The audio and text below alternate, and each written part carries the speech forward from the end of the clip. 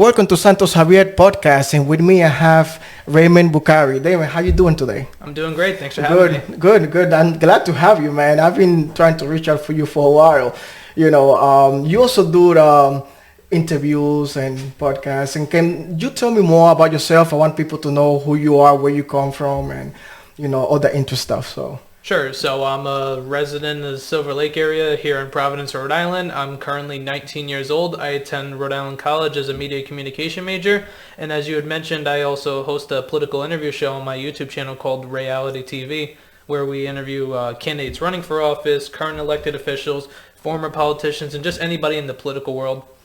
Can you tell us how you got into this kind of media and into the politics, and why did it interest you to do that kind of stuff? Absolutely. So I feel like it all started when I was a freshman in high school. I had somewhat of a little bit of political knowledge. Like I knew who the president was, how local government worked, who was running the show, what a Republican was, what a Democrat was.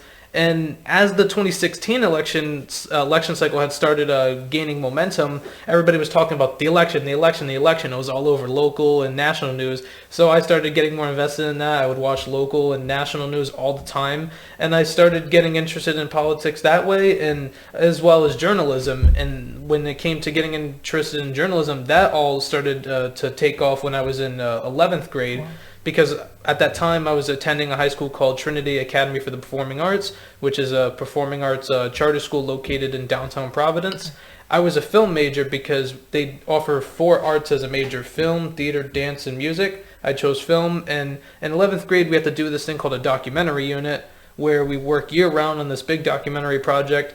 And at that time, the 2018 midterms was the big election cycle. That was my first ever election cycle. I was invested from the beginning, like before it was even in the news officially. So I was thinking, we should make a documentary about the 2018 midterms. Then I started reaching out to candidates running for office all over Providence, the state of Rhode Island, and as a whole. The only one who had responded at that time was Kobe Dennis, who was running for mayor of Providence in the Democratic primary at that time. He came to our school. We did the interview. It went great. And then I started thinking, this is something I want to do. I'm really interested in politics, and I want to go into journalism, because at that time I started realizing journalism is the career path I want to go into. And then we started interviewing more elected officials like Mayor Jorge Elorza, then Speaker of the House Nicholas Mattiello. And then when we were creating that, my film teacher had introduced us to this national documentary contest hosted by C-SPAN called Student Cam. And I thought, we already have interviews with elected officials. Let's kill 2 birds with 1 stone. And me and my classmates, we started shifting our attention to making an entry for this contest, answering that year's prompt, which is, what does it mean to be an American? And then once that documentary was done, it had won 2nd place in the eastern region out of the country. We had entered again the next year. I was a senior at that time, answering the prompt, what's the issue we want the 2020 candidates running for president to focus on? And just in those few years, I just realized this is something I want to do. And besides politics and journalism, is anything else that interests you, like maybe a filmmaker or show host, or something like, is there anything else that interests you besides this kind of stuff? I definitely have a few other interests. I'm a big fan of professional wrestling. I'm a big fan of basketball. I'm also a big fan of, like you had mentioned, film. Before journalism and politics was on my radar, I was actually originally thinking about pursuing a career in film, because I was learning how to properly set up a shot, how to edit on programs like Adobe Premiere and iMovie and Final Cut Pro. And the skills that I learned thanks to my film teacher, Mr. Marcoux at Tapa, I can use for pretty much a number of careers. Film, I can maybe be like an analyst for sports, because I have a big knowledge and big interest in sports.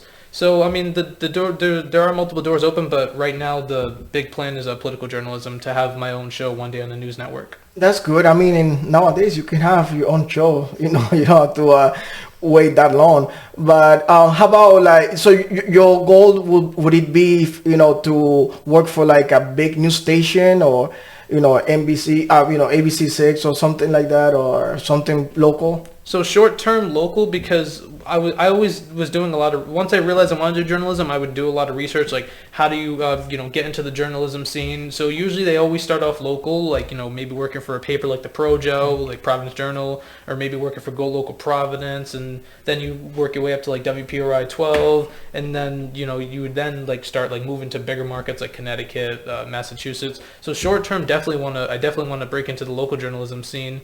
My big goal, long term, down the road, definitely national news network, and maybe have the show I'm doing right now be present on one of them. Nice. And you just recently started college, right? Yep. Yesterday I started my sophomore year. Okay. So how's that going? Like, how's the process? Like, are you nervous about it? Are you looking forward? What are your thoughts? So it was a little overwhelming at first because the whole first year was online, to no fault of anybody, because it was the pandemic, everybody, everything was changing. Mm-hmm. So it was all online, but this year we just started in person. You have to be vaccinated, you have to have a negative COVID test to be on campus within the 72 hours of when it started, which was yesterday, and you have to wear masks. So it's definitely different. I'm very excited to go with this year in person and looking forward to it. And also, I'm excited about the work I can do now in person for our student-ran school paper called The Anchor that I'm now the news editor for. Oh, wow. Can you tell us a little bit about that? Or? Absolutely. So, as I had mentioned a couple questions ago, I do the show called Reality TV. So I mainly write about local political news, stuff that's going on the campus. And the thing I like to do is there's a section we have on the paper called Political Profiles, which whenever I upload like a reality TV episode, I like to write an article about the interview to get more eyes on it from our readers on campus, and also promote civic engagement and education at the same time. So there's a little bit of everything I've been writing about, what's going on campus, what's happening nationally, locally, and it's something I'm looking forward to as the year progresses and the years after that. You mentioned earlier that you had to do virtual learning last year because of the pandemic. How do you think this year? How does it look, especially in college? Do you think are we going to go back to virtual learning, or you think everything's going to change, or there's a possibility that you might, go through the whole college in person? What do you see happening right now? So my hope is that it's in person. That's my hope, but I'm cautiously optimistic right now that it's going to be in person. If we all follow the guidelines. I'm fully vaccinated. I know a lot of students are, and I believe the number is in like the high 80s for students on campus that are vaccinated. Wow. And the faculty. I'm not sure the exact number, but I know it's like really close to like 100. But yeah, hopefully it could be in person. If it has to go back to online, I understand why. I hope not. Actually, so I have one class that's hybrid, one that's fully online, because it's up to the professor at this point, I believe. And some buildings you can't have more than like 10 students in the class, I believe. And I actually have another class that's in person. So right now it's a little bit in the middle, like a little bit of both, but the campus is open. So hopefully maybe a year from now, knock on wood, we could be fully in person. And you guys still have to wear masks in classes? Yeah, and indoors. Indoors. And do you think after next year, would you, as it's a matter of choice, but would you still be wearing masks next year? I like the idea of having the safest option possible. If the guidelines say we don't have to, I'm fully vaccinated. If the data's there that if you're fully vaccinated, I'm assuming after this booster comes out, after the booster shot comes out, if the data shows that and the guidelines say we don't have to wear masks, then I probably won't. But as of right now, I'm following all the guidelines and I'm wearing the mask as much as possible. That's great. And I think you're a bright kid. Since I met you, I was like, wow, you're bright. You have a bright future.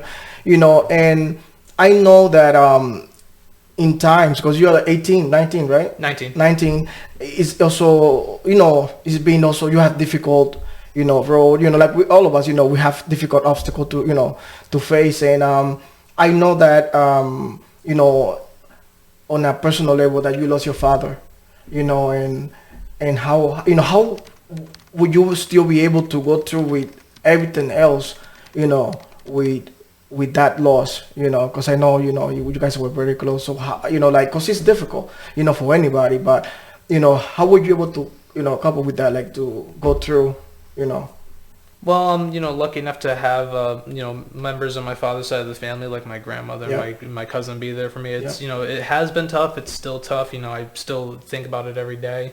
But one of the things is I always, want to keep my promise to him. I always, told him, I want to go to college, get a good job, be successful and, make it and be able to, take care of members of my own family. So just keeping that in the back of the head, wanting to keep my promise. And, he was always proud of the stuff that I did and, just wanted to make him proud and everybody in my family proud. So, it kind of motivates me to keep going, to know that I'm keeping that promise and, that he's watching. And he died young too. 42.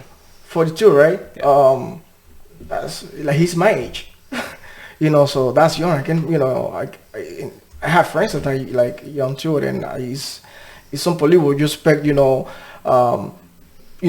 dying old age and stuff, and that's sad, and my condolences, and Thank you. But you're doing great, and I know that you're gonna make him proud, and just keep what you're doing, and you have a bright future, like I said earlier. Everything's gonna open for you. Just keep at it. You're 19 and you're doing all this stuff. When I was 30, I wasn't doing half the stuff you're doing. But I also, not to interrupt, I also learned a lot of my I gained a lot of ability to want to work hard from him. He was a hard worker. My grandfather was a hard worker. Just my overall dad side of the family is full of hard working people that want to see the best for me. So I want to keep up to that and make them proud. And they taught me these skills and how to be a hardworking person, and I credit them for a lot of everything they've done for me. Raising me right, giving me a roof over my head, giving me a great environment to be a person in. And they have been doing a great job. Your cousin, they'll be doing a great job. So and you too. Like I know it's hard. Being a teenager. Most teenagers right now. They're just thinking about partying or doing all this stuff. They're not focused on what they really want to do, and you definitely focus and you know what you want to do. And just can you mention again your Twitter account and if anybody wants to contact you and your information? Absolutely. So there's a few ways you can check out my work or my social media. So on Twitter, my Twitter @ is Raymond, which is spelled RAYMOND. The letter B as in boy 916. And if you want to see my work at the Anchor, our Rhode Island College student-ran school paper, it's online. We're doing online issues at anchorweb.org, which is the word anchor, the word web.org, and we also have physical copies for members on campus. And check out my interview show on YouTube called Reality TV, which is spelled RAY -ALITY space TV, because there's actually someone else who had that show name without the dash. So if you type it without the dash, you get a whole different thing. Oh wow. So we're also going to have on the screen below, they're going to have all that info for people to see. And again, Raymond, I want to thank you for visiting me and having a little chat. And is there anything else that you want to say?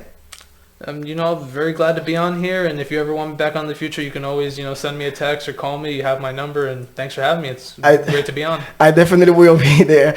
And again, this is Santos Javier Podcast, and thank you, everyone, and we'll see you next time.